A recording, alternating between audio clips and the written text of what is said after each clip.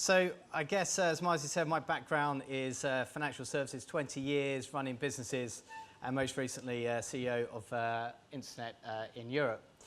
And I wanted to take a step back to think about like some of the problems in our business, or what we used to think about, right, which are pretty common to every business. So we used to think about like product innovation, and if we innovate around product, we're going to take market share. If we take market share, hopefully we're going to grow revenue and we're going to drive profitability. And of course, because we're a financial services business, we absolutely need to make sure that we're regulatory compliant. Now, the good news is, to help us with some of those objectives, there's been a huge amount of innovation, be it from new fintech apps, vendors, whatever it may be, the growth of big data and analytics, or more advanced big data analytics, machine learning, AI, all these things have been around for a very long time, but actually, are reaching a far deeper level than what we previously experienced.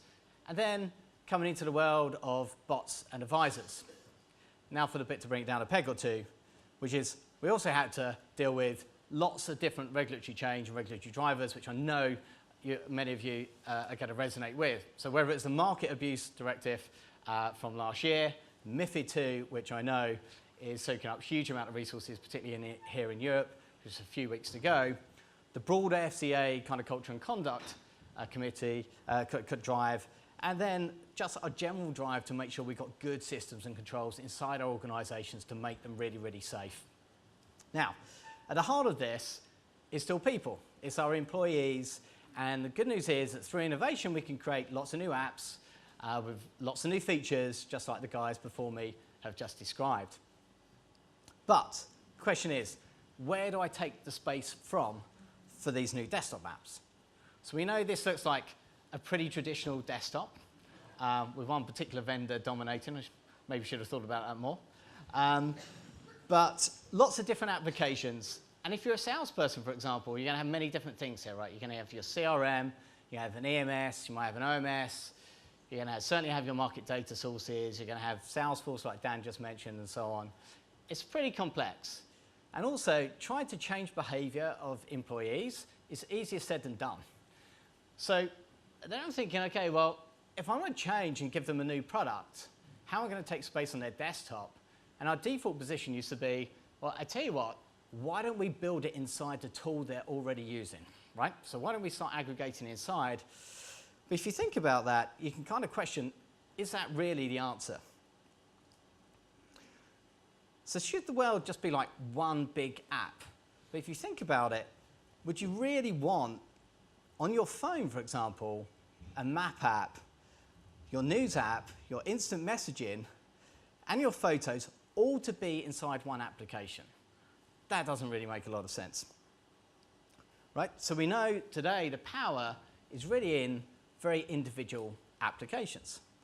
So if I think about Facebook, Facebook do a really good job of presenting, my Facebook information in a really useful way to me. They know their users incredibly well.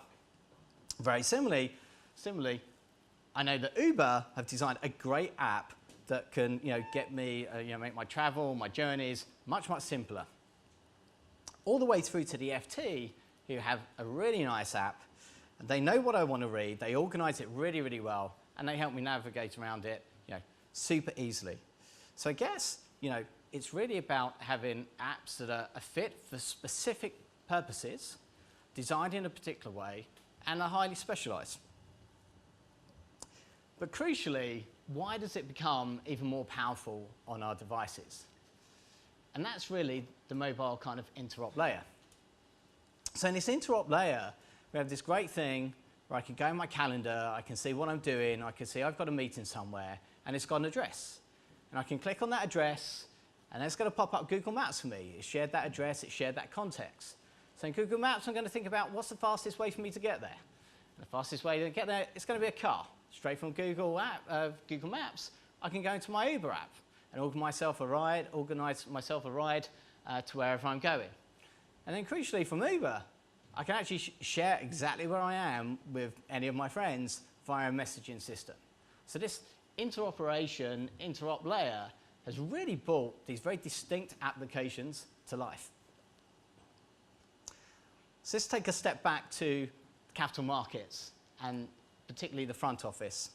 So the front office in capital markets is pretty complex, as we all know.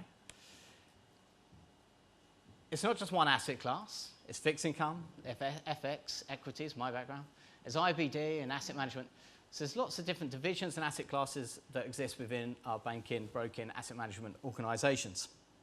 Now, to make that problem a little bit more complex, we can say, well, there's lots of different genres and types of people inside these different divisions.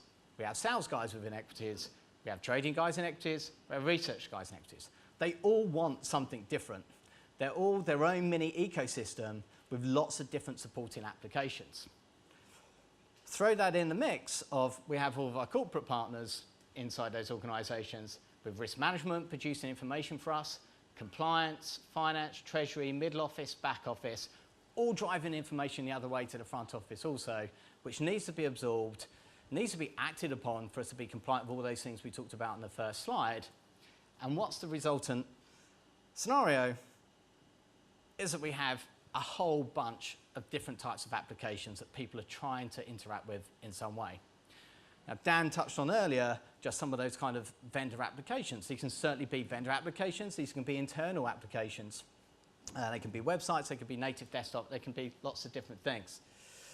So really, it's about not reducing the number of applications because we want to retain that specialization and uniqueness and the power that goes alongside it. But it's certainly about increasing the overall experience and usability for the end user. And I think central to that, similar to our mobile analogy, is really this Interop layer, which is really, really important. So at OpenFin, we're taking this pretty seriously. We really want the industry to move towards kind of solving this problem, and we'd like to lead the way. We've launched a working group called FDC3, stands for Financial Desktop Connectivity and Collaboration Consortium. You see why it's called FDC3. And it's really about bringing people together, whether they're vendors, customers of OpenFin, non-customers of OpenFin, but really with a shared objective of solving this Interop problem, which we think if we can solve for it, it will make users and experience much better. So really open to everybody, and if it's a problem that you identify with inside your organisation, we'd love to have you join FDC3. Come and talk to myself or one of the team later on. Thank you very much.